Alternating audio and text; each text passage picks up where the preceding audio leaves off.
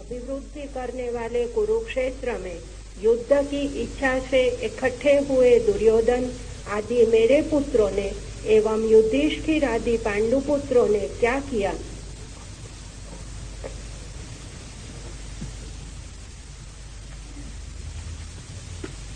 धृतराष्ट्र आंख से अंधे,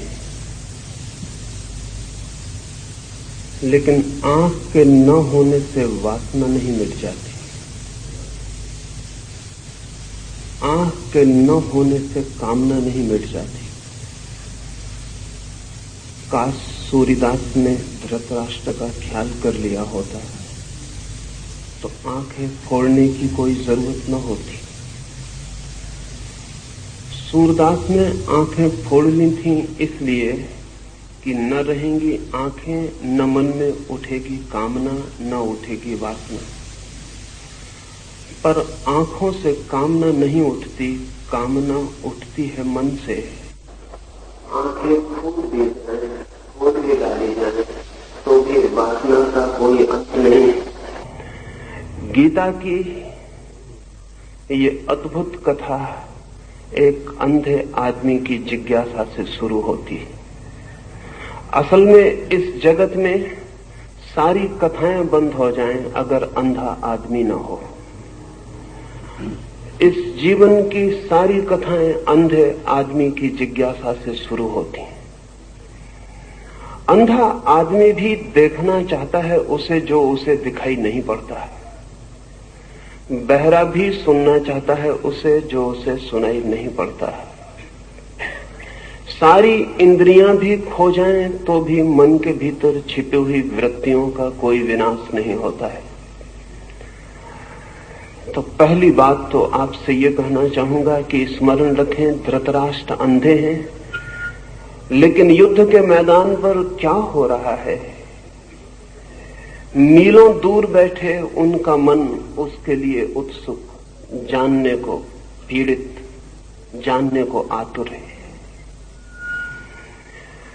दूसरी बात ये भी स्मरण रखें कि अंधे धृतराष्ट्र के 100 पुत्र हैं, लेकिन अंधे व्यक्तित्व की संतति आंख वाली नहीं हो सकती है। भला ऊपर से आंखें दिखाई पड़ती हों।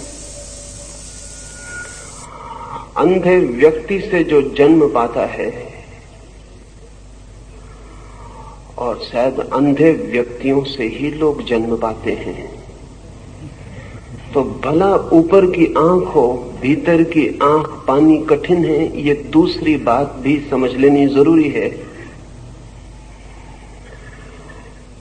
धृतराष्ट्र से जन्मे हुए 100 पुत्र सब तरह से अंधा व्यवहार कर रहे थे। आंखें उनके पास थीं, लेकिन भीतर की आंख नहीं थी। अंधे से अंधापन ही पैदा हो सकता है। फिर भी ये पिता क्या हुआ ये जानने को उत्सुक है। तीसरी बात ये भी ध्यान रख लेनी जरूरी है कि धृतराष्ट्र कहते हैं धर्म के उस कुरुक्षेत्र में युद्ध के लिए इकट्ठे हुए। जिस दिन धर्म के क्षेत्र में युद्ध के लिए इकट्ठा होना पड़े, उस दिन धर्म क्षेत्र बचता नहीं है। और जिस दिन धर्म के क्षेत्र में भी लड़ना पड़े, उस दिन धर्म के भी बचने की संभावना समाप्त हो जाती। रहा होगा वो धर्म क्षेत्र, था नहीं। रहा होगा कभी, पर आज तो वहां एक दूसरे को काटने को आतुर सब लोग इकट्ठे हुए थे। ये प्रारंभ भी अद्भुत है। ये इसलिए भी अद्भुत है कि अधर्म क्षेत्रों में क्या होता होगा उसका हिसाब लगाना मुश्किल है। धर्म क्षेत्र में क्या होता है वो धृतराष्ट्र संजय से पूछते हैं कि वहां युद्ध के लिए आतुर मेरे पुत्र और उनके विरोधियों ने क्या किया है, क्या कर रहे हैं, वो मैं जानना चाहता हूं। धर्म का क्षेत्र पृथ्वी पर शायद बन नहीं पाया अब तक, क्योंकि धर्म क्षेत्र बनेगा तो युद्ध की संभावना समाप्त हो जानी चाहिए। युद्ध की संभावना बनी ही है और धर्म क्षेत्र भी युद्धरत हो जाता है, तो हम अधर्म को क्या दोष दें, क्या निंदा करें। सच तो यह है कि अधर्म के क्षेत्रों में शायद कम युद्ध हुए हैं, धर्म के क्षेत्रों में ज्यादा युद्ध हुए हैं। और अगर युद्ध और रक्तपात के हिसाब से हम विचार करने चलें तो धर्म क्षेत्र ज्यादा अधर्म क्षेत्र मालूम पड़ेंगे बजाय अधर्म क्षेत्रों के। ये व्यंग्य भी समझ लेने जैसा है कि धर्म क्षेत्र पर अब तक युद्ध होता रहा है और आज ही होने लगा है, ऐसा भी ना समझ लेना कि आज ही मंदिर और मस्जिद युद्ध के अड्डे बन गए हों। हजारों साल पहले जब हम कहें कि बहुत भले लोग थे पृथ्वी पर और कृष्ण जैसा अद्भुत आदमी मौजूद था, तब भी कुरुक्षेत्र के धर्म क्षेत्र पर लोग लड़ने को ही इकट्ठा हुए थे। ये मनुष्य की गहरे में जो युद्ध की पिपासा है, ये मनुष्य की गहरे में विनाश की जो आकांक्षा है, ये मनुष्य के गहरे में जो पशु छिपा है, वो धर्म क्षेत्र में भी छूट नहीं जाता, वो वहां भी युद्ध के लिए तैयारियां कर लेता है। इसे स्मरण रखने के लिए उपयोगी है। और ये भी कि जब धर्म की आड़ मिल जाए लड़ने को, तो लड़ना और भी खतरनाक हो जाता है, क्योंकि तब जस्टिफिकेशन, तब न्याय युक्त भी मालूम होने लगता है। तो ये अंधे धृतराष्ट्र ने जो जिज्ञासा की है, उससे ये धर्म ग्रंथ शुरू होता है। सभी धर्म ग्रंथ अंधे आदमी की जिज्ञासा से शुरू होते हैं। जिस दिन दुनिया में अंधे आदमी न होंगे, उस दिन धर्म ग्रंथ की कोई जरूरत भी नहीं रह जाती। वो अंधा ही जिज्ञासा कर रहा है।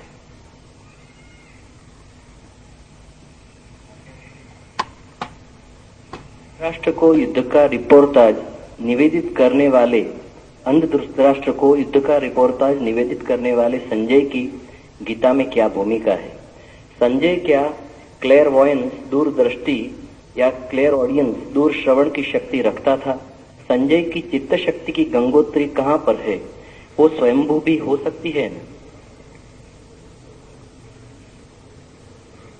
संजय पर निरंतर संदेह उठता रहा है, स्वाभाविक है। संजय बहुत दूर बैठकर कुरुक्षेत्र में क्या हो रहा है उसकी खबर धृतराष्ट्र को देता है। योग निरंतर से मानता रहा है कि जो आंखें हमें दिखाई पड़ती हैं वे ही आंखें नहीं, और भी आंख है मनुष्य के पास जो समय और क्षेत्र की सीमाओं को लांघ कर देख सकती है। लेकिन योग क्या कहता है, इससे जो कहता है वो सही भी होगा ऐसा नहीं। संदेह होता है मन को, इतने दूर संजय कैसे देख पाता है? क्या वो सर्वज्ञ है? नहीं। पहली तो बात यह कि दूरदृष्टि,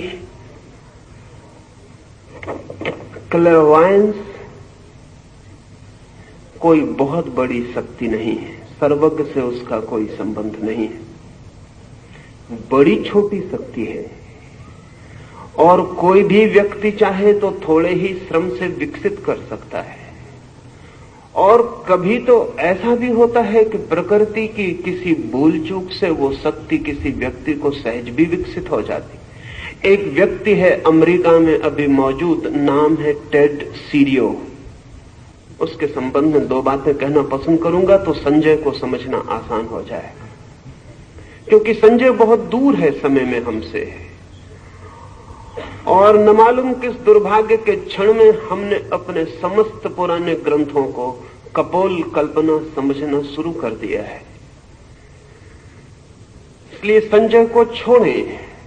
अमेरिका में आज जिंदा आदमी है एक टेड सीरियो, जो कि कितने ही हजार मील की दूर पर कुछ भी देखने में समर्थ है। न केवल देखने में, बल्कि उसकी आंख उस चित्र को पकड़ने में भी समर्थ है। हम यहां बैठकर ये जो चर्चा कर रहे हैं, न्यूयॉर्क में बैठा हुआ टेड सीरियो अगर कहा जाए कि अहमदाबाद में इस मैदान पर क्या हो रहा है, तो वो 5 मिनट आंख बंद करके बैठा रहेगा, फिर आंख खोलेगा और उसकी आंख में आप सबकी बैठी हुई तस्वीर उसकी आंख में दूसरे देख सकते हैं, और उसकी आंख में जो तस्वीर बन रही उसका कैमरा फोटो भी ले सकता है।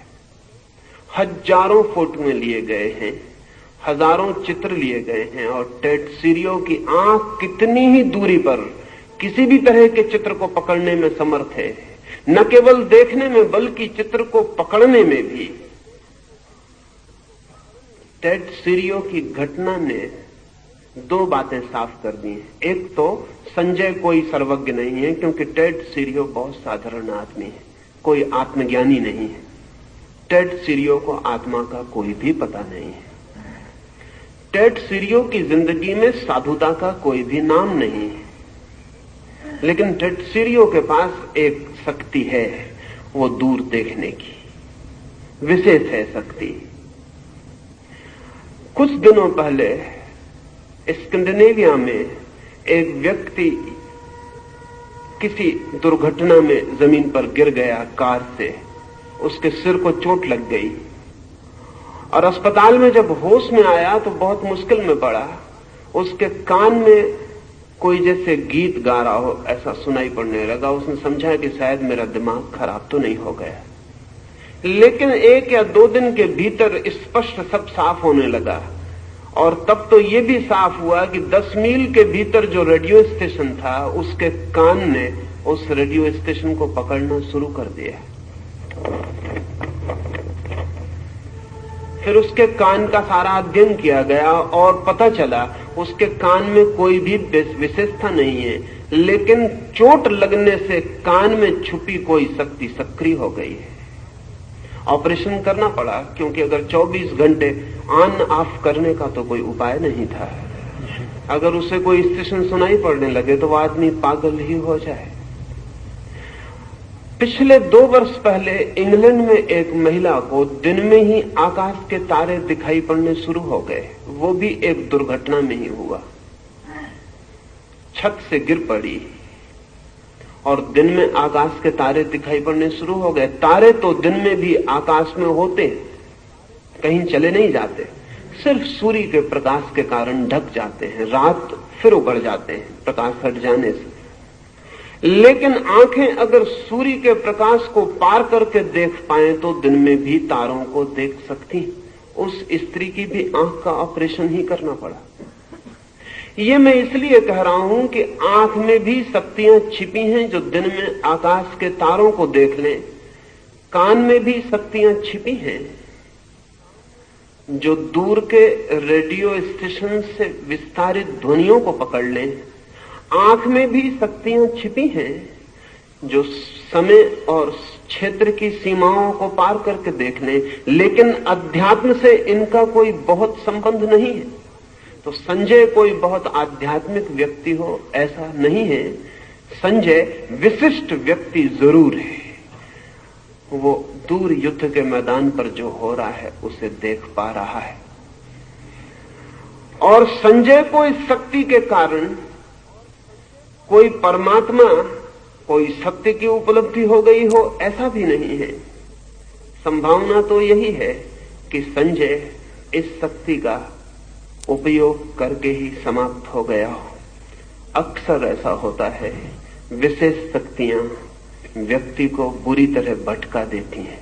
इसलिए योग निरंतर कहता है कि चाहे शरीर की सामान्य शक्तियां हों और चाहे मन की साइकिक पावर्स की विशेष शक्तियां हों, शक्तियों में जो उलझता है वो सत्य तक नहीं पहुंच पाता है।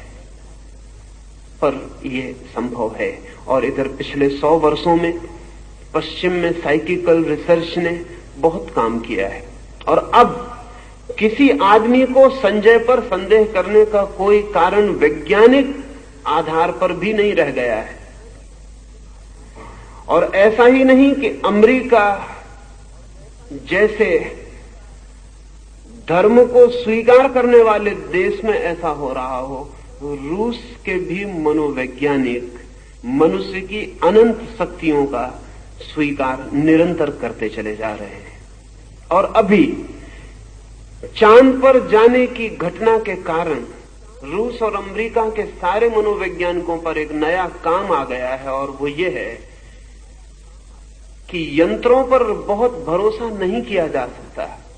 और जब हम अंतरिक्ष की यात्रा पर पृथ्वी के वासियों को भेजेंगे तो हम उन्हें गहन खतरे में भेज रहे हैं, और अगर यंत्र जरा भी बिगड़ जाएं तो उनसे हमारे संबंध सदा के लिए टूट जाएंगे, और फिर हम कभी पता भी नहीं लगा सकेंगे कि वे यात्री कहां खो गए। वे जीवित नहीं है, वे किस अनंत में भटक गए, हम उनका कोई भी पता न लगा सकेंगे। इसलिए एक सब्स्टिट्यूट, एक परिपूरक व्यवस्था की तरह दूर से बिना यंत्र के देखा जा सके, सुना जा सके, खबर भेजी जा सके, इसके लिए रूस और अमेरिका की दोनों की वैज्ञानिक प्रयोगशालाएं अति आतुर हैं। और बहुत देर न होगी कि रूस और अमेरिका दोनों के पास संजय होंगे, हमारे पास नहीं होंगे। संजय कोई बहुत आध्यात्मिक व्यक्ति नहीं है, लेकिन संजय के पास एक विशेष शक्ति है जो हम सबके पास भी है और विकसित हो सकती।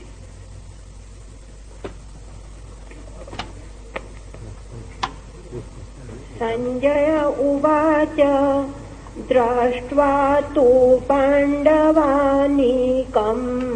व्यूढं दुर्योधन तदा आचार्यम् उपसंगम्य राजा वचनमब्रवीत।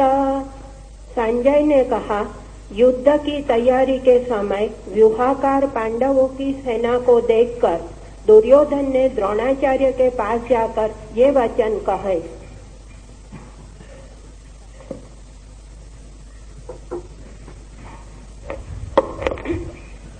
पश्यैतां पाण्डुपुत्राणाम् आचार्य महती चमुं व्यूढां द्रुपदपुत्रेण तव शिष्येण धीमता अत्र शूरा महेश्वासा भीमार्जुन समायुधि युयुधानो विराटश्च द्रुपदश्च महारथः। हे आचार्य, आपके तीक्ष्ण बुद्धि शिष्य धृष्टद्युम्न द्वारा शकट, पद्म आदि व्यूहाकार से रची गई पांडवों की इस विशाल सेना को देखिए। पांडवों की सेना में सभी योद्धा शूरवीर, महाधनुर्धारी एवं पराक्रम में भीम और अर्जुन के तुल्य है। उनमें सात्यकी, विराट, महारथी द्रुपद है।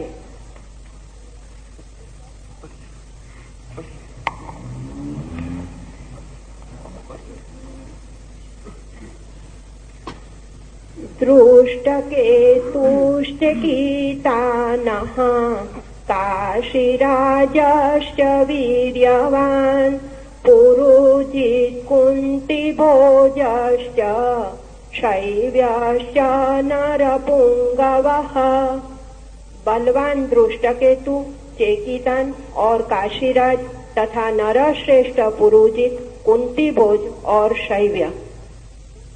युधामन्युश्च विक्रांत उत्तमौजाश्च वीर्यवान् सौभद्रो द्रौपदेयाश्च सर्व एव महारथः।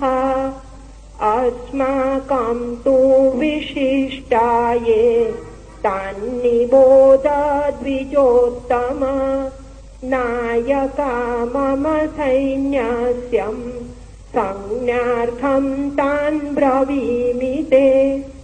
पराक्रमशाली युधामन्यु, उत्तमोजा, वीर्यवान सुभद्रा का पुत्र अभिमन्यु और प्रतिबिंध्य आदि द्रौपदी के पुत्र, ये सभी महारथी हैं। हे आचार्यवर, हम लोगों के मध्य में बल, पौरुष, पराक्रम आदि से उत्कृष्ट जो मेरी सेना के नायक है, उन्हें आपके परिज्ञान के लिए मैं आपसे कहता हूँ।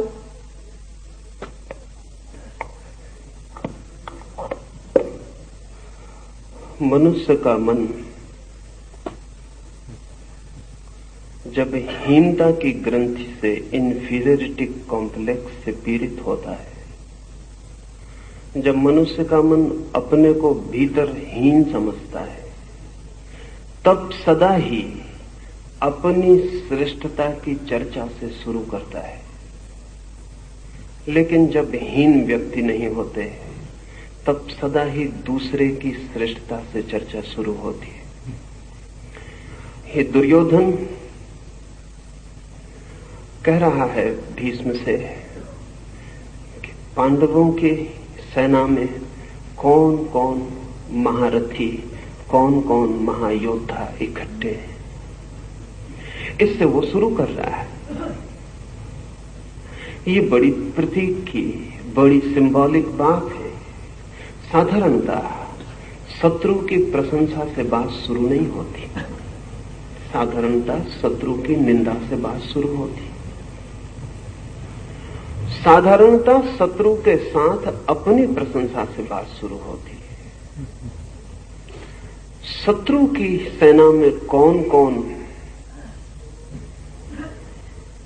महावीर इकट्ठे हैं, दुर्योधन उनसे बात शुरू कर रहा है। दुर्योधन कैसा भी व्यक्ति हो, इंफीरियरिटी कॉम्प्लेक्स से पीड़ित व्यक्ति नहीं, हीनता की ग्रंथि से पीड़ित व्यक्ति नहीं। और ये बड़े मजे की बात है कि अच्छा आदमी भी अगर हीनता की ग्रंथि से पीड़ित हो, तो उस बुरे आदमी से बदतर होता है जो हीनता की ग्रंथि से पीड़ित नहीं है।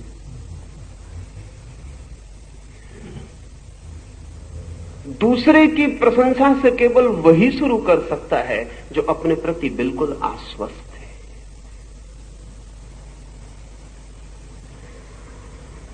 ये एक बुनियादी अंतर सदियों में पड़ा है। बुरे आदमी पहले भी थे, अच्छे आदमी पहले भी थे।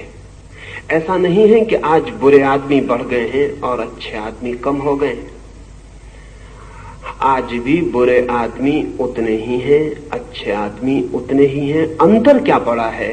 निरंतर धर्म का विचार करने वाले लोग ऐसा प्रचार करते रहते हैं कि पहले लोग अच्छे थे और अब लोग बुरे हो गए हैं।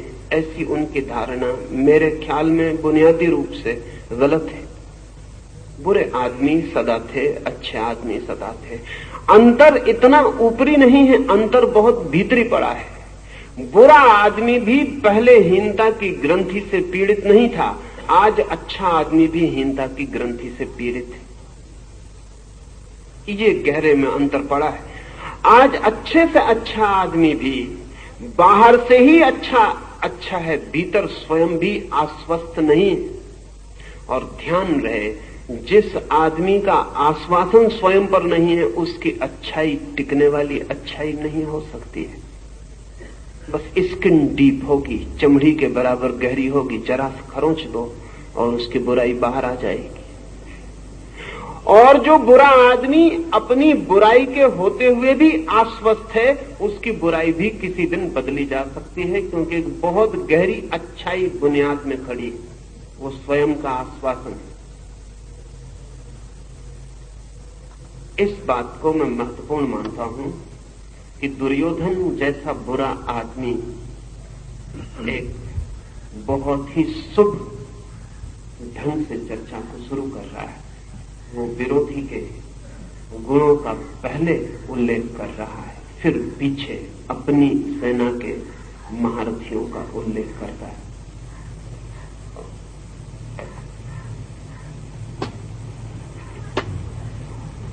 भगवान् भीष्मश्च कर्णश्च कृपाश्च समितिञ्जयः अश्वत्थामा विकर्णश्च सौमदत्ति तथैव च अन्ये च बहवः शूरा मदर्थे च सजीवितः नानाशास्त्रप्रहरणः सर्वे युद्धविशारदः। आप भीष्म पितामह कर्ण, युद्ध में दुर्जय कृपाचार्य, अश्वत्थामा, विकर्ण और सोमदत्त का पुत्र भूरिश्रवा, वांगिल, भगवत, कृतवर्मा आदि और भी अनेक शूरवीरों ने प्राण देकर भी मेरी जीत कराने का निश्चय कर रखा है। ये सभी लोग भांति भांति के शस्त्रास्त्रों से युद्ध करने वाले और सब प्रकार के युद्धों में कुशल है। अपर्याप्तं तदास्माकं बलं भीष्माभिरक्षितं पर्याप्तं स्विदमेतेषां बलं भीमाभिरक्षितम् अयनेषु च सर्वेषु यथा भागमवस्थितः भीष्ममेवाभिरक्षन्तु भवन्तः सर्व एव हि। यद्यपि हमारी सेना युद्ध के लिए पर्याप्त नहीं है, फिर भी उसके रक्षक भीष्म पितामह है, अतएव वह विजय के लिए पर्याप्त ही है। सामने खड़ी पांडवों की सेना युद्ध के लिए पर्याप्त होने पर भी भीमसेन से रक्षित होने के कारण अपर्याप्त ही है। हमारी विजय भीष्म पितामह के अधीन है, इसलिए आप सब लोग मोर्चों पर अपने अपने स्थानों पर स्थिर होकर भीष्म की ही रक्षा करें। आचार्य श्री श्रीमद् भगवद गीता में सारा भार अर्जुन पर है, और यहाँ गीता में दुर्योधन जो कहता है, तो दुर्योधन के ख्याल में पांडवों की सेना भीमा अभिरक्षितम और कौरव को विष्णु, तो विष्णु के सामने भीम रखने का ख्याल क्या है? यही नहीं हो सकता कि दुर्योधन अपने प्रतिस्पर्धी के रूप में भीम को ही देखता है। यह बिंदु विचारणीय है। सारा युद्ध अर्जुन की दूरी पर, लेकिन ये पीछे से सोची गई बात है। युद्ध के बाद युद्ध की निष्पत्ति पर, जो युद्ध के पूरे फल को जानते हैं वे कहेंगे कि सारा युद्ध अर्जुन की दूरी पर घूमा, लेकिन जो युद्ध के प्रारंभ में खड़े थे वे ऐसा नहीं सोच सकते। दुर्योधन के लिए युद्ध की सारी संभावना भीम से ही पैदा होती थी, उसके कारण थे। अर्जुन जैसे भले व्यक्ति पर युद्ध का भरोसा दुर्योधन भी नहीं कर सकता था। अर्जुन डमाडोल हो सकता है, इसकी संभावना दुर्योधन के मन में भी है। अर्जुन युद्ध से भाग सकता है, इसकी कोई गहरी अचेतन प्रतीति दुर्योधन के मन में भी। अगर युद्ध टिकेगा तो भीम पर टिकेगा। युद्ध के लिए भीम जैसे कम बुद्धि के लेकिन ज्यादा शक्तिशाली लोगों पर भरोसा किया जा सकता है। अर्जुन बुद्धिमान है, और जहां बुद्धि है वहां संशय है, और जहां संशय है वहां द्वंद्व है। अर्जुन विचारशील है, और जहां विचारशीलता है वहां पूरे पर्सपेक्टिव, पूरे परिप्रेक्ष्य को सोचने की क्षमता है। वहां युद्ध जैसी भयंकर स्थिति में आंख बंद करके उतरना कठिन। दुर्योधन भरोसा कर सकता है युद्ध के लिए भीम का। भीम और दुर्योधन के बीच गहरा सामंजस्य है। भीम और दुर्योधन एक ही प्रकृति के बहुत गहरे में, एक ही अगर दुर्योधन ने ऐसा देखा कि भीम केंद्र है दूसरी तरफ, तो गलत नहीं देखा, ठीक ही देखा। और गीता भी पीछे सिद्ध करती है कि अर्जुन भागा भागा हो गया है। अर्जुन पलायनवादी दिखाई पड़ा है, वह एस्केपिस्ट मालूम पड़ा है। अर्जुन जैसे व्यक्ति की संभावना यही है। अर्जुन के लिए युद्ध भारी पड़ा है। युद्ध में जाना अर्जुन को अपने को रूपांतरित करके ही हो सकता है। अर्जुन एक नए तल पर पहुंचकर ही युद्ध के लिए राजी हो सका है। भीम जैसा था उसी तल पर युद्ध के लिए तैयार था। भीम के लिए युद्ध सहजता है, जैसे दुर्योधन के लिए सहजता है।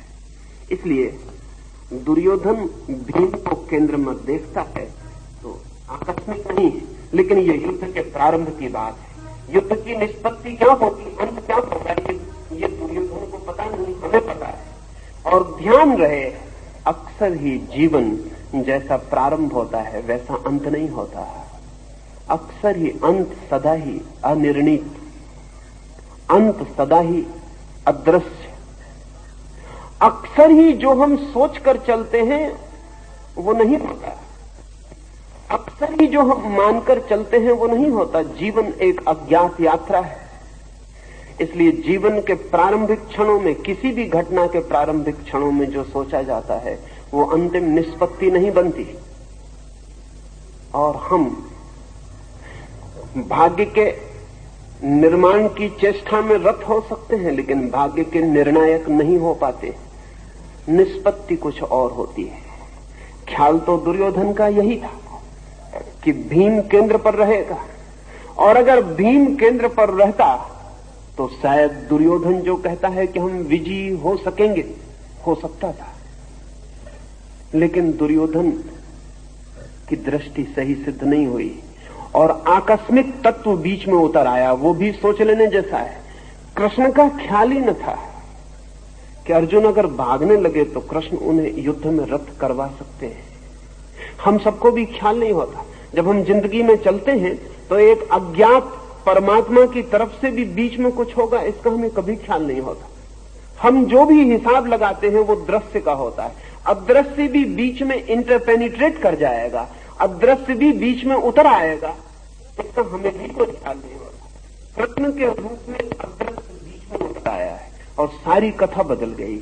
जो होता वो नहीं होगा और जो नहीं होने की संभावना। इसलिए जब कृष्ण भागते हुए अर्जुन को युद्ध में धक्का देने लगे तो जो भी इस कथा को पहली बार पढ़ता है वो शाख खाए बिना नहीं रह सकता, उसको धक्का लगता है। जब इमर्शन ने पहली बार पढ़ा तो उसने किताब बंद कर दी, वो घबरा गया। क्योंकि जब अर्जुन जो कह रहा था वो सभी तथाकथित धार्मिक लोगों को ठीक मालूम पड़ेगा। वो ठीक तथाकथित धार्मिक आदमी का तर्क दे रहा था। जब हेनरी थारो ने इस जगह आके देखा कि कृष्ण उसे युद्ध में जाने की सलाह देते हैं तो वो भी घबरा गया। हेनरी थारो ने भी लिखा है कि मुझे ऐसा भरोसा नहीं था, ख्याल भी नहीं था कि कहानी ऐसा मोड़ लेगी कि कृष्ण और युद्ध में जाने की सलाह देंगे। गांधी को भी वही तकलीफ थी, उनकी पीड़ा भी वही थी। लेकिन जिंदगी किन्हीं सिद्धांतों के हिसाब से नहीं चलती। जिंदगी बहुत अनूठी। जिंदगी रेल की पटरियों पर दौड़ती नहीं, गंगा की धारा की तरह बहती है। उसके रास्ते पहले से तय नहीं है। और जब परमात्मा बीच में आता है तो सब डिस्टर्ब कर देता है। जो भी तैयार था, जो भी आदमी ने निर्मित किया था, जो आदमी की बुद्धि सोचती थी, सब उलटफेर हो जाता है। इसमें बीच में परमात्मा पर आएगा इस युद्ध में, इसकी दुर्योधन को कभी कल्पना न थी। इसलिए वो जो कह रहा है प्रारंभिक वक्तव्य है। जैसा कि हम सब आदमी जिंदगी के प्रारंभ में जो वक्तव्य देते हैं ऐसे ही होते हैं। बीच में अज्ञात उतरता चलता है और सब कहानी बदलती चलती है। अगर हम जिंदगी के पीछे से लौट कर देखें तो हम कहेंगे जो भी हमने सोचा था वो सब गलत हुआ। जहां सफलता सोची थी वहां असफलता मिली। जो पाना चाहता था वो नहीं पाया जा सका। जिसके मिलने से सुख सोचा था वो मिल गया और दुख पाया। और जिसके मिलने की कभी कामना भी न की थी उसकी झलक मिली और आनंद के झरने फूटे। सब उल्टा हो जाता है। लेकिन इतना बुद्धिमान आदमी जगत में कम है जो निष्पत्ति को पहले ध्यान में ले। हम सब प्रारंभ को ही पहले ध्यान में लेते हैं। काश हम अंत को पहले ध्यान में लें तो जिंदगी की कथा बिल्कुल और हो सकती। लेकिन अगर दुर्योधन अंत को पहले ध्यान में ले ले तो युद्ध नहीं हो सकता। दुर्योधन अंत को ध्यान में नहीं ले सकता, अंत को मानकर चलेगा कि ऐसा होगा। इसलिए वो कह रहा है बार बार कि यद्यपि सेनाएं उस तरफ महान हैं, लेकिन जीत हमारी ही होगी। मेरे योद्धा जीवन देकर भी मुझे जिताने के लिए आतुर है, लेकिन हम अपनी सारी शक्ति भी लगा दें तो भी असत्य जीत नहीं सकता। हम सारा जीवन भी लगा दें तो भी असत्य जीत नहीं सकता। इस निष्पत्ति का दुर्योधन को कोई भी बोध नहीं हो सकता है। और सत्य जो कि हारता हुआ भी मालूम पड़ता हो, अंत में जीत जाता है। असत्य प्रारंभ में जीतता हुआ मालूम पड़ता है, अंत में हार जाता है। सत्य प्रारंभ में हारता हुआ मालूम पड़ता है, अंत में जीत जाता है। लेकिन प्रारंभ से अंत को देख पाना कहां संभव है। जो देख पाता है वो धार्मिक हो जाता है, जो नहीं देख पाता वो दुर्योधन की तरह अंधे युद्ध में उतरता चला जाता है। आचार्य श्री, एक तो अज्ञात का विल होता है, एक व्यक्ति का अपना विल होता है, दोनों में कॉन्फ्लिक्ट होते हैं। तो व्यक्ति कैसे जान पाए कि अज्ञात का क्या विल है, अज्ञात की क्या इच्छा है? पूछते हैं व्यक्ति कैसे जान पाए कि अज्ञात की क्या इच्छा है? व्यक्ति कभी नहीं जान पाता है। हाँ, व्यक्ति अपने को छोड़ दे, मिटा दे तो तत्काल जान लेता है, अज्ञात के साथ एक हो जाता है। बूंद नहीं जान सकती कि सागर क्या है जब तक कि बूंद सागर के साथ खो न जाए। व्यक्ति नहीं जान सकता कि परमात्मा की इच्छा क्या है जब तक व्यक्ति अपने को व्यक्ति बनाए है, तब तक नहीं जान सकता। व्यक्ति अपने को खो दे तो फिर परमात्मा की इच्छा ही शेष रह जाती है, क्योंकि व्यक्ति की कोई इच्छा शेष नहीं रह जाती। तब जानने का सवाल ही नहीं उठता। तब व्यक्ति वैसे ही जीता है जैसा अज्ञात उसे जिलाता है। तब व्यक्ति की कोई आकांक्षा, तब व्यक्ति की कोई फलाकांक्षा, तब व्यक्ति की कोई अपनी अभीप्सा, तब व्यक्ति की समग्र की आकांक्षा के ऊपर अपनी थोपने की कोई वृत्ति शेष नहीं रह जाती, क्योंकि व्यक्ति शेष नहीं रह जाता। जब तक व्यक्ति है तब तक अज्ञात क्या चाहता है नहीं जाना जा सकता, और जब व्यक्ति नहीं है तब जानने की कोई जरूरत नहीं। जो भी होता है वो अज्ञात ही करवाता है। तब व्यक्ति एक इंस्ट्रूमेंट हो जाता है, तब व्यक्ति एक साधन मात्र हो जाता है। कृष्ण पूरी गीता में आगे अर्जुन को यही समझाते हैं कि वो अपने को छोड़ दे, अज्ञात के हाथों में समर्पित कर दे, क्योंकि वो जिन्हें सोच रहा है कि ये मर जाएंगे वो अज्ञात के द्वारा पहले ही मारे जा चुके हैं। कि वो जिन्हें सोचता है कि इनकी मृत्यु के लिए मैं जिम्मेवार हो जाऊंगा, उनके लिए वो बिल्कुल भी जिम्मेवार नहीं होगा। अगर वो अपने को बचाता है तो जिम्मेवार हो जाएगा। अगर अपने को छोड़कर साधनवत साक्षीवत लड़ सकता है तो उसकी कोई जिम्मेवारी नहीं रह जाती। व्यक्ति अपने को खो दे समष्टि में, व्यक्ति अपने को समर्पित कर दे, छोड़ दे अहंकार को, तो ब्रह्म की इच्छा ही फलित होती है। अभी भी वही फलित हो रही है। ऐसा नहीं कि हम उससे भिन्न फलित करा लेंगे, लेकिन हम भिन्न फलित कराने में लड़ेंगे, टूटेंगे, नष्ट होंगे। एक छोटी सी कहानी मैं निरंतर कहता रहा हूं। मैं कहता रहा हूं कि एक नदी में बहुत बाढ़ आई और दो छोटे से तिनके उस नदी में बह रहे हैं। एक तिनका नदी में आड़ा पड़ गया है, नदी रोकने की कोशिश कर रहा है और वो चिल्ला रहा है बहुत जोर से कि नहीं बढ़ने देंगे नदी को, यद्यपि नदी बढ़ी जा रही है। वो चिल्ला रहा है कि रोक कर रहेंगे, यद्यपि रोक नहीं पा रहा है। वो चिल्ला रहा है कि नदी को हर हालत में रोक कर ही रहूंगा, जीऊं या मरूं, लेकिन बहा जा रहा है। नदी को न उसकी आवाज सुनाई पड़ती, न उसके संघर्ष का पता चलता। तो छोटा सा तिनका, नदी को उसका कोई भी पता नहीं है, नदी को कोई फर्क नहीं पड़ता, लेकिन तिनके को बहुत फर्क पड़ रहा है। उसकी जिंदगी बड़ी मुसीबत में पड़ गई है, बहा जा रहा है। नहीं लड़ेगा, जहां पहुंचेगा वहीं पहुंचेगा, लड़के भी। लेकिन ये बीच का क्षण, ये बीच का काल दुख, पीड़ा और द्वंद और चिंता का काल हो जाए। उसके पड़ोस में एक दूसरे तिनके ने छोड़ दिया है अपने को, वो नदी में आड़ा नहीं पड़ा है, सीधा पड़ा है। नदी जिस तरफ बह रही उसी तरफ, और सोच रहा है कि मैं नदी को बहने में सहायता दे रहा हूं। उसका भी नदी को कोई पता नहीं है। वो सोच रहा है मैं नदी को सागर तक पहुंचा ही दूंगा, मेरे साथ है तो पहुंच ही जाएगी। नदी को उसकी सहायता का भी कोई पता नहीं है। लेकिन नदी को कोई फर्क नहीं पड़ता, उन दोनों तिनकों को बहुत फर्क पड़ रहा है। जो नदी को साथ बहा रहा है वो बड़े आनंद में है, वो बड़ी मौज में नाच रहा है, और जो नदी से लड़ रहा है वो बड़ी पीड़ा में है। उसका नाच नाच नहीं है, एक दुख स्वप्न है। उसका नाच उसके अंगों की टूटन है। वो तकलीफ में पड़ा है, हार रहा है, और जो नदी को बहा रहा है वो जीत रहा है। व्यक्ति ब्रह्म की इच्छा के अतिरिक्त कुछ कभी कर नहीं पाता है, लेकिन लड़ सकता है, इतनी स्वतंत्रता है। और लड़के अपने को चिंतित कर सकता है, इतनी स्वतंत्रता है। शास्त्र का एक वचन है जो बड़ा कीमती है। वचन है, humanity is condemned to be free.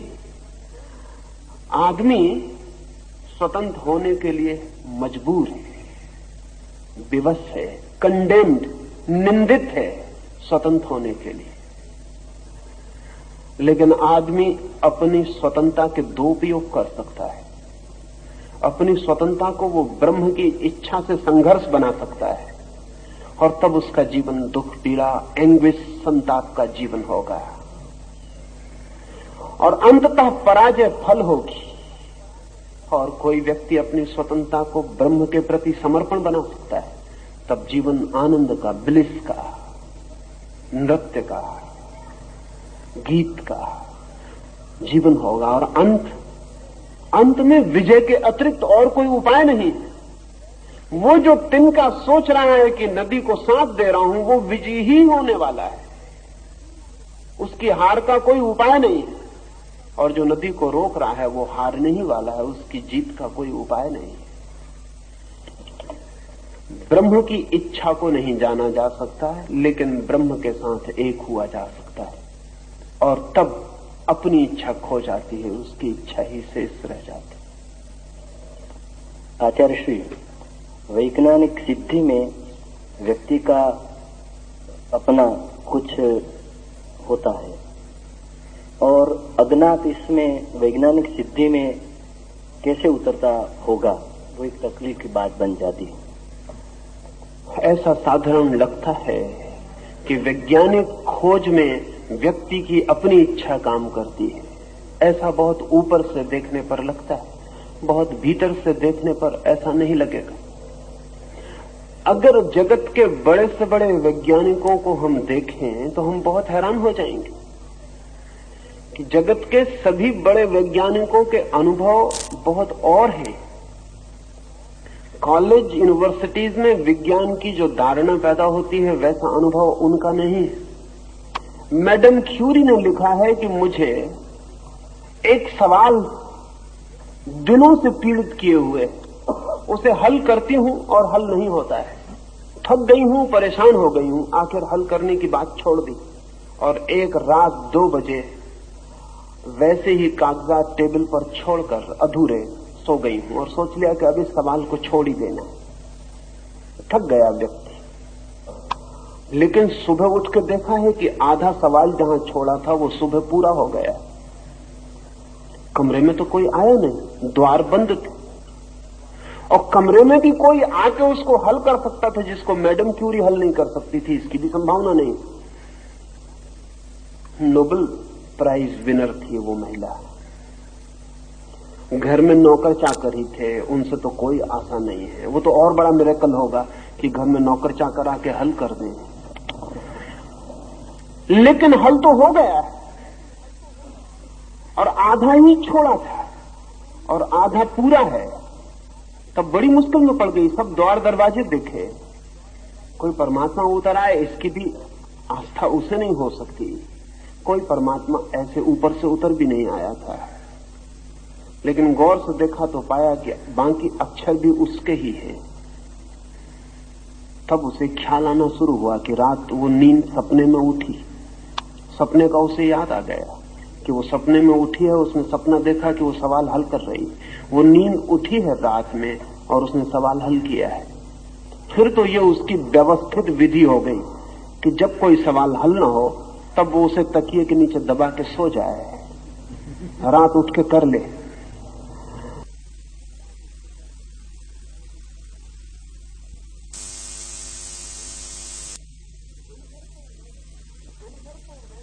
दिन भर तो मैडम क्यूरी इंडिविजुअल थी, व्यक्ति थी।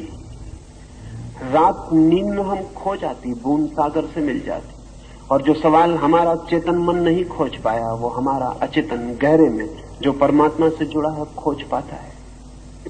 आर्किमिडीज एक सवाल हल कर रहा था, वो हल नहीं होता था, वो बड़ी मुश्किल में पड़ गया था। सम्राट ने कहा था हल करके ही लाओ। आर्किमिडीज की सारी प्रतिष्ठा हल करने पर निर्भर थी, लेकिन थक गया। रोज सम्राट का संदेश आता है कि कब तक हल करोगे। सम्राट को किसी ने एक सोने का बहुत कीमती आभूषण भेंट किया था, लेकिन सम्राट को शक था कि धोखा दिया गया और सोने में कुछ मिला है, लेकिन बिना आभूषण को मिटाए पता लगाना है कि उसमें कोई और धातु तो नहीं मिली। अब उस वक्त तक कोई उपाय नहीं था जानने का, और बड़ा था आभूषण, उसमें कहीं बीच में अगर अंदर कोई चीज डाल दी गई हो तो वजन तो बढ़ ही जाएगा। आर्किमिडीज थक गया, परेशान हो गया। फिर एक दिन सुबह अपने टब में लेटा हुआ है, पड़ा हुआ है, बस अचानक नंगा ही था, सवाल हल हो गया। भागा, भूल गया। आर्किमिडीज अगर होता तो कभी ना भूलता कि मैं नंगा हूं। सड़क पे आ गया और चिल्लाने लगा, एरेका एरेका, मिल गया, और भागा राजमहल की तरफ। लोगों ने पकड़ा कि क्या कर रहे हो, राजा के सामने नंगे पहुंच जाओगे। उसने कहा लेकिन ये तो मुझे ख्याल ही न रहा। घर वापस आया, ये जो आदमी सड़क पे पहुंच गया था नग्न, ये आर्किमिडीज नहीं था। आर्किमिडीज सड़क पे नहीं पहुंच सकता था, ये व्यक्ति नहीं था। और ये जो हल हुआ था सवाल, ये व्यक्ति की चेतना में हल नहीं हुआ था, ये निर्व्यक्ति चेतना में हल हुआ था। ये बाथरूम में पड़ा था अपने टब में, रिलैक्स्ड, शिथिल, ध्यान घट गया, भीतर उतर गया, सवाल हल हो गया। जो सवाल स्वयं से हल ना हुआ था वो टब ने हल कर दिया। टब हल करेगा सवाल को। जो स्वयं से हल नहीं हुआ था वो पानी में लेटने से हल हो जाएगा। पानी में लेटने से कोई बुद्धि बढ़ जाती। जो कपड़े पहने हल नहीं हुआ था वो नंगे होने से हल हो जाएगा। नहीं, कुछ और घटना घट गई। ये व्यक्ति नहीं रहा कुछ देर के लिए, अव्यक्ति हो गया। ये कुछ देर के लिए ब्रह्म के स्रोत में खो गया। अगर हम जगत के सारे बड़े वैज्ञानिकों के, आइंस्टीन के, मैक्स प्लैंक के, या एडिंगटन के, या एडिसन के, इनके अगर हम अनुभव पढ़ें तो इन सब का अनुभव यह है कि जो भी हमने जाना वो हमने नहीं जाना। निरंतर ही ऐसा हुआ है कि जब हमने जाना तब हम न थे, और जानना घटित हुआ है। यही उपनिषद के ऋषि कहते, यही वेद के ऋषि कहते, यही मोहम्मद कहते, यही जीसस कहते। अगर हम कहते हैं कि वेद अपौरुषेय है तो उसका और कोई मतलब नहीं। उसका ये मतलब नहीं कि ईश्वर उतरा और उसने किताब लिखी। ऐसे पागलपन की बातें करने की कोई जरूरत नहीं। अपौरुषेय का इतना ही मतलब है कि जिस पुरुष पर यह घटना घटी उस वक्त वो मौजूद नहीं था, उस वक्त मैं मौजूद नहीं था। जब ये घटना घटी, जब ये उपनिषद का वचन उतरा किसी पर, और जब ये मोहम्मद पर कुरान उतरी, और जब ये बाइबल के वचन जीसस पर उतरे, तो वे मौजूद नहीं थे। धर्म और विज्ञान के अनुभव भिन्न भिन्न नहीं है, हो नहीं सकते, क्योंकि अगर विज्ञान में कोई सत्य उतरता है तो उसके उतरने का भी मार्ग वही है जो धर्म में उतरता है, जो धर्म के उतरने का मार्ग। सत्य के उतरने का एक ही मार्ग है। जब व्यक्ति नहीं होता तो परमात्मा से सत्य उतरता है, हमारे भीतर जगह खाली हो जाती है, उस खाली जगह में सत्य प्रवेश करता है। वो दुनिया में कोई भी ढंग से, चाहे कोई संगीतज्ञ, चाहे कोई चित्रकार, चाहे कोई कवि, चाहे कोई वैज्ञानिक, चाहे कोई धार्मिक, चाहे कोई मिस्टिक, दुनिया में जिन्होंने भी सत्य की कोई किरण पाई है उन्होंने तभी पाई है जब वे स्वयं नहीं थे। ये धर्म को तो बहुत पहले से ख्याल में आ गया, लेकिन धर्म का अनुभव 10,000 साल पुराना है। 10,000 साल में धार्मिक फकीर को, धार्मिक संत को, धार्मिक योगी को यह अनुभव हुआ कि ये मैं नहीं हूं। ये बड़ी मुश्किल बात है। जब पहली दफा आपके भीतर परमात्मा से कुछ आता है तब डिस्टिंक्शन करना बहुत मुश्किल होता है कि ये आपका है कि परमात्मा का है। जब पहली दफा आता है तो डमाडोल होता है मन कि मेरा ही होगा, और अहंकार की इच्छा भी होती है कि मेरा ही हो। लेकिन धीरे धीरे धीरे धीरे जब दोनों चीजें साफ होती हैं और पता चलता है कि आप और इस सत्य में कहीं कोई तालमेल नहीं बनता, तब फासला दिखाई पड़ता है, डिस्टेंस दिखाई पड़ता है। विज्ञान की उम्र नई है, अभी 200-300 साल, लेकिन 200-300 साल में वैज्ञानिक विनम्र हुआ है। आज से 50 साल पहले वैज्ञानिक कहता था जो खोजा वो हमने खोजा, आज नहीं कहता। आज वो कहता हमारी सामर्थ्य के बाहर मालूम पड़ता है सब। आज का वैज्ञानिक उतनी ही मिस्टिसिज्म की भाषा में बोल रहा है, उतने ही रहस्य की भाषा में जितना संत बोले थे। इसलिए जल्दी ना करें, और 100 साल और वैज्ञानिक ठीक वही भाषा बोलेगा जो उपनिषद बोलते हैं। बोलनी ही पड़ेगी वही भाषा जो बुद्ध बोलते हैं, बोलनी ही पड़ेगी वही भाषा जो अगस्तीन फ्रांसिस बोलते हैं, बोलनी ही पड़ेगी। बोलनी पड़ेगी इसलिए कि जितना जितना सत्य का गहरा अनुभव होगा उतना उतना व्यक्ति का अनुभव क्षीण होता है, और जितना सत्य प्रकट होता है उतना ही अहंकार लीन होता है। और एक दिन पता चलता है कि जो भी जाना गया है वो प्रसाद है, वो ग्रेस है, वो उतरा है, उसमें मैं नहीं हूं। और जो जो मैंने नहीं जाना उसकी जिम्मेवारी मेरी है, क्योंकि मैं इतना मजबूत था कि जान नहीं सकता था। मैं इतना गहन था कि सत्य नहीं कर सकता था। सत्य उतरता है खाली चित्त में, शून्य चित्त में, और असत्य उतारना हो मैं की मौजूदगी जरूरी है। विज्ञान की खोज को बाधा नहीं पड़ेगी। जो खोज हुई है वो भी अज्ञात से संबंध से ही हुई है, समर्पण से ही, और जो खोज होगी आगे वो भी समर्पण से ही होगी। समर्पण के द्वार के अतिरिक्त सत्य कभी किसी और द्वार से न आया है न आ सकता है। आचार्य श्री, आपका ये स्टेटमेंट बड़ी दिक्कत में डाल देता है कि अचेतन मन भगवान से जुड़ा हुआ होता है। ये तो यूंग ने पीछे से बताया मिथोलॉजी का कलेक्टिव अनकॉन्शियस के संबंध जोड़कर, मगर फ्रॉइड कहता है कि वो शैतान से भी जुड़ा होता है, तो वो तकलीफ पड़ जाती है। फ्राइड का ऐसा जरूर ख्याल है कि वो जो अचेतन मन है हमारा, वो भगवान से ही नहीं शैतान से भी जुड़ा होता है। असल में भगवान और शैतान हमारे शब्द हैं। जब किसी चीज को हम पसंद नहीं करते तो हम कहते हैं शैतान से जुड़ा है, और किसी चीज को जब हम पसंद करते हैं तो हम कहते हैं भगवान से जुड़ा है। लेकिन मैं इतना ही कह रहा हूं कि अज्ञात से जुड़ा है, और अज्ञात मेरे लिए भगवान है, और भगवान में मेरे लिए शैतान समाविष्ट है, उससे अलग नहीं है। असल में जो हमें पसंद नहीं है मन होता है कि वो शैतान ने किया होगा, जो हमें पसंद होता है कि वो भगवान ने किया होगा। ऐसा हमने सोच रखा है कि हम केंद्र पर हैं जीवन के, और जो हमारे पसंद पड़ता है वो भगवान का किया हुआ है, भगवान हमारी सेवा कर रहा है। जो पसंद नहीं पड़ता वो शैतान का किया हुआ है, शैतान हमारी दुश्मनी कर रहा है। ये मनुष्य का अहंकार है जिसने शैतान और भगवान को भी अपनी सेवा में लगा रखा है। भगवान के अतिरिक्त कुछ है ही नहीं। जिसे हम शैतान कहते हैं वो सिर्फ हमारी अस्वीकृति है, जिसे हम बुरा कहते हैं वो सिर्फ हमारी अस्वीकृति है। और अगर हम बुरे में भी गहरे देख पाएं तो फौरन हम पाएंगे कि बुरे में भला छिपा होता है। दुख में भी गहरे देख पाएं तो पाएंगे कि सुख छिपा होता है। अभिशाप में भी गहरे देख पाएं तो पाएंगे कि वरदान छिपा होता है। असल में बुरा और भला एक ही सिक्के के दो पहलू हैं। शैतान के खिलाफ जो भगवान है उसे मैं अज्ञात नहीं कह रहा, मैं अज्ञात उसे कह रहा हूं जो हम सबके जीवन की भूमि, जो अस्तित्व का आधार है। उस अस्तित्व के आधार से ही रावण भी निकलता है, उस अस्तित्व के आधार से ही राम भी निकलते हैं। उस अस्तित्व से अंधकार भी निकलता है, उस अस्तित्व से प्रकाश भी निकलता है। हमें अंधकार में डर लगता है तो मन होता है अंधकार शैतान पैदा करता होगा।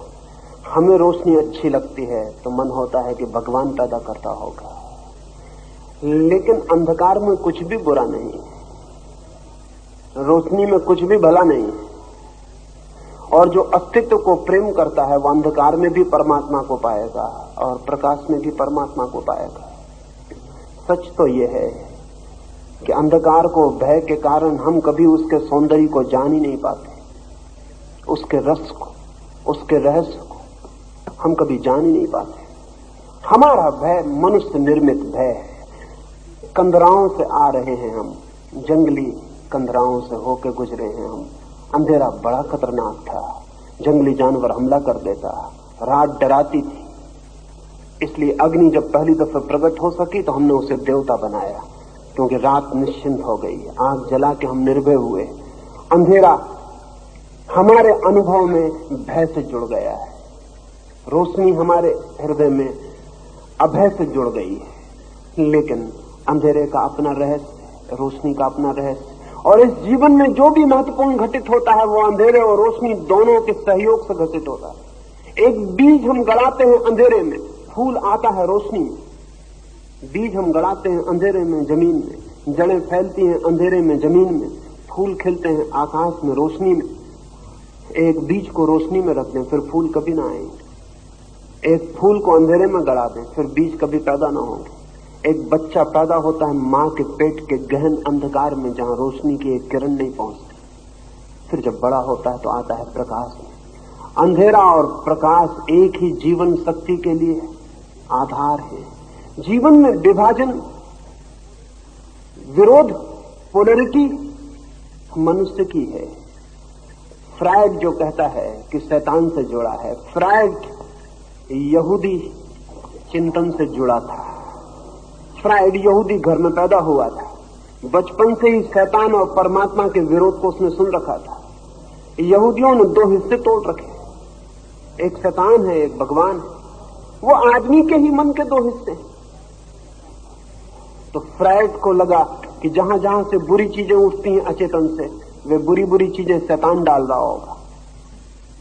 नहीं, कोई शैतान नहीं है, और अगर शैतान हमें दिखाई पड़ता है तो कहीं ना कहीं हमारी बुनियादी भूल है।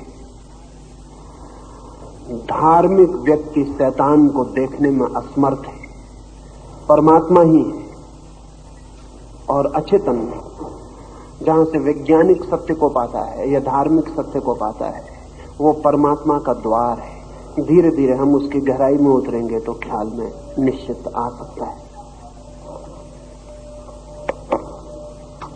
तास्य संजानयन् हर्षा कुरु वृद्धा पितामहः सिंहनादं विनश्चोद्यै शङ्खं दद्मो प्रतापवान् तथा शङ्खाश्च भैर्याश्च पणवानकगोमुखः सहसैवाभ्यहन्यन्त सशब्दतुमुलोऽभवत्। पराक्रमशाली कुरुवृद्ध भीष्म पितामह ने दुर्योधन को प्रसन्न करते हुए सिंहनाद कर अपना उदात्त शंख बजाया।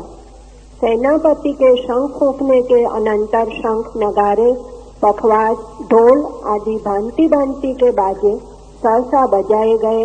वह शब्द वीरों के हृदयों का कंपाने वाला हुआ। ततश्वैतिर्हरैयुक्ते महातिस्यन्दने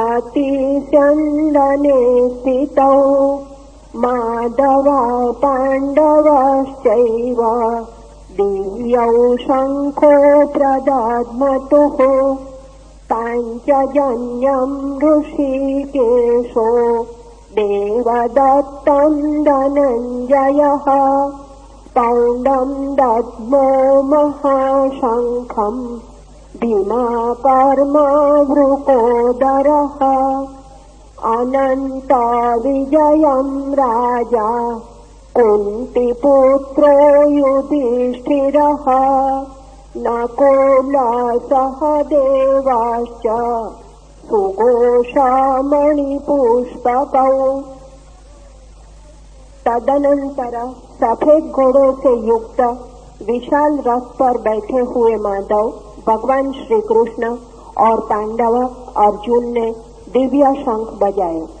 ऋषिकेश भगवान श्री कृष्ण ने पांचजन्य शंख और धनंजय अर्जुन ने देवदत्त शंख, लोगों को भयदायक कर्म करने वाले भीम ने पौंड्र नामक महाशंख बजाया। कुंती पुत्र राजा युधिष्ठिर ने अनंत विजय नामक का शंख, नकुल और सहदेव ने सुघोष और मणिपुष्पक नाम के शंख बजाए। भीष्म के गगनभेदी शंखनाद की प्रतिशब्द में कृष्ण शंखनाद करते हैं, तो क्या उनका शंख ध्वनि एक्शन के बजाय रिएक्शन प्रत्याघाती कहा जा सकता है? भगवद गीता के प्रथम इस अध्याय में कृष्ण का पांचजन्य शंख या अर्जुन का देवदत्त का बजाना ये उद्घोषणा के बजाय कोई और तात्पर्य रखता है?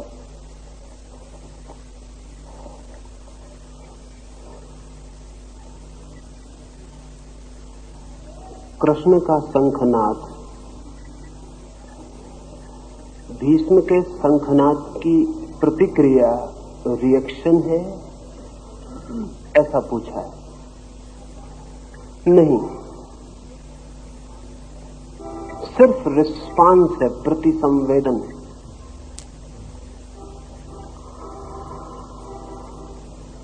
और शंखनाद से केवल प्रति उत्तर है, युद्ध का नहीं।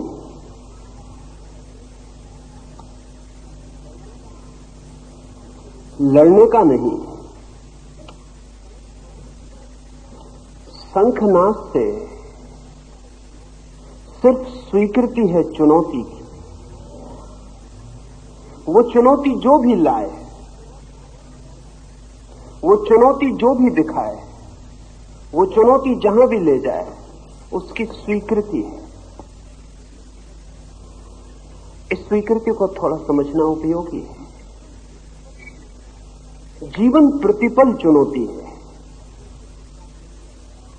और जो उसे स्वीकार नहीं करता वो जीते जी ही मर जाता है। बहुत लोग जीते जी ही मर जाते हैं। बनस्ता कहा करता था कि लोग मरते तो हैं बहुत पहले, दफनाए बहुत बाद में जाते। मरने और दफनाने में कोई 40 साल का अक्सर फर्क हो जाता। जिस दिन से व्यक्ति जीवन की चुनौती का स्वीकार बंद करता है, उसी क्षण से मर जाता है। जीवन है प्रतिपल चुनौती की स्वीकृति। लेकिन चुनौती की स्वीकृति भी दो तरह की हो सकती है। चुनौती की स्वीकृति भी क्रोधजन्य हो सकती है, और तब प्रतिक्रिया हो जाती है, रिएक्शन हो जाती है। और चुनौती की स्वीकृति भी प्रसन्नता, उत्फुल्लता से मुदितापूर्ण हो सकती है, और तब प्रतिसंवेदन हो जाती है। ध्यान देने योग्य है कि भीष्म ने जब बजाया तो वचन है कि प्रसन्नता से, और वीरों को प्रसन्न चित्त करते हुए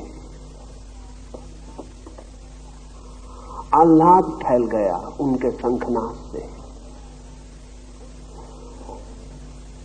उस शंखनाद से प्रसन्नता फैल गई। वो एक स्वीकार है। जीवन जो दिखा रहा है, अगर युद्ध भी, तो युद्ध का भी स्वीकार है। जीवन जहां ले जा रहा है, अगर युद्ध में भी, तो उस युद्ध का भी स्वीकार है। निश्चित ही इसे प्रत्युत्तर मिलना चाहिए। और पीछे कृष्ण और पांडव अपने अपने शंखनाद करते। यहां भी सोचने जैसी बात है कि पहला शंखनाद कौरवों की तरफ से होता है। युद्ध का प्रारंभ का दायित्व कौरवों का है। कृष्ण सिर्फ प्रत्युत्तर दे रहे हैं। पांडवों की तरफ से प्रतिसंवेदन है, रिस्पांस है। अगर युद्ध ही है तो उसके उत्तर के लिए वे तैयार। ऐसे युद्ध की वृत्ति नहीं। पांडव भी पहले बचा सकते नहीं, लेकिन इतना दायित्व, युद्ध में घसीटने का दायित्व कौरव ही लेंगे। युद्ध का ये प्रारंभ बड़ा प्रतीकात्मक है। इसमें एक बात और ध्यान देने जैसी है कि कृष्ण शुरू करते हैं। अगर भीष्म ने शुरू किया था तो कृष्ण को उत्तर देने के लिए तैयार करना उचित नहीं है। उचित तो है कि जो युद्ध के लिए तत्पर योद्धा हैं, कृष्ण तो केवल सारथी की तरह वहां मौजूद हैं। वे योद्धा भी नहीं है, वे युद्ध करने भी नहीं आए, लड़ने की कोई बात ही नहीं है। पांडवों की तरफ जो सेनापति है उसे शंखनाद करके उत्तर देना चाहिए, लेकिन नहीं, ये बहुत महत्वपूर्ण है कि शंखनाद का उत्तर कृष्ण से शुरू करवाया गया है। ये इस बात का प्रतीक है कि पांडव इस युद्ध को केवल परमात्मा के तरफ से डाले गए दायित्व से ज्यादा मानने को तैयार नहीं। परमात्मा की तरफ से आई हुई पुकार के लिए वे तैयार हैं। वे केवल परमात्मा के साधन भर होकर लड़ने के लिए तैयार हैं। इसलिए ये जो प्रति उत्तर है युद्ध की स्वीकृति का, वो कृष्ण से दिलवाया गया है। उचित है, उचित है। परमात्मा के साथ लड़के हारना भी उचित है, और परमात्मा के खिलाफ लड़के जीतना भी उचित नहीं है। अब हार भी आनंद होगी, अब हार भी आनंद हो सकती है, क्योंकि ये लड़ाई अब कौरवों की अपनी नहीं है। अगर है तो परमात्मा की है, लेकिन ये रिएक्शन नहीं है, ये रिस्पांस है। इसमें कोई क्रोध नहीं है।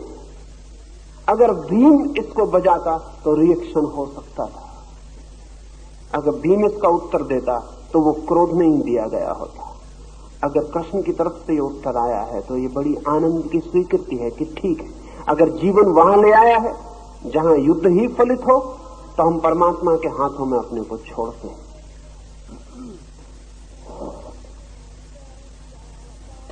काश्यश्च परमेश्वासः शिखण्डी च महारथः दृष्टद्रुम्नो विराटश्च सात्यकीश्च पराजितः द्रुपदो द्रौपदेयाश्च सर्वशः पृथिवीपते सौभद्राश्च महाबाहुः शङ्खानादात्मु पृथक् पृथक् सघोषोदार्तराष्ट्राणाम् हृदयानि व्यदारयत् नभश्च पृथिवीं चैव तुमूलो व्यनुनादयन्।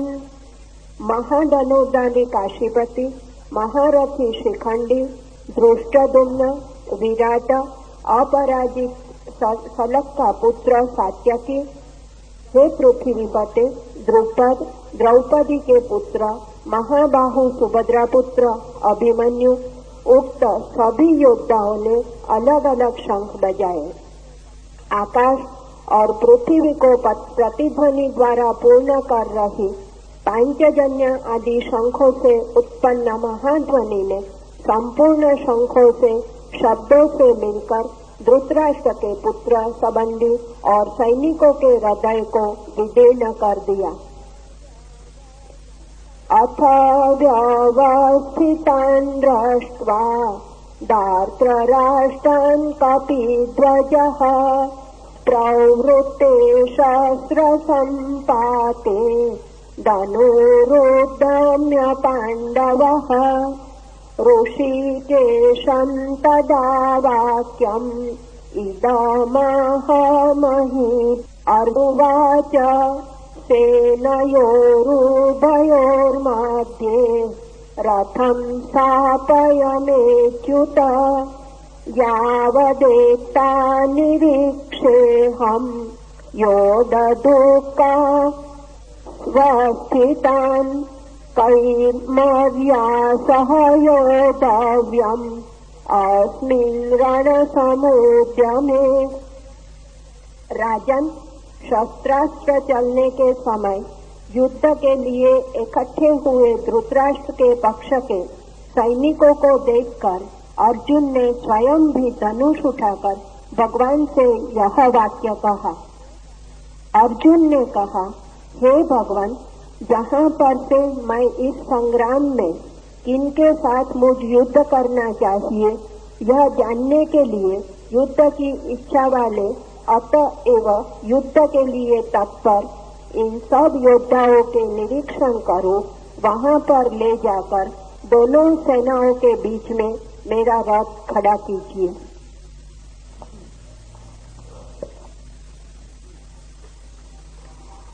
अर्जुन किनके साथ युद्ध करना है उन्हें देखने की कृष्ण से प्रार्थना करता है।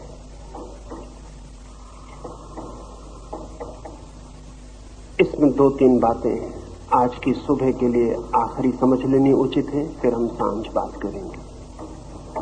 एक तो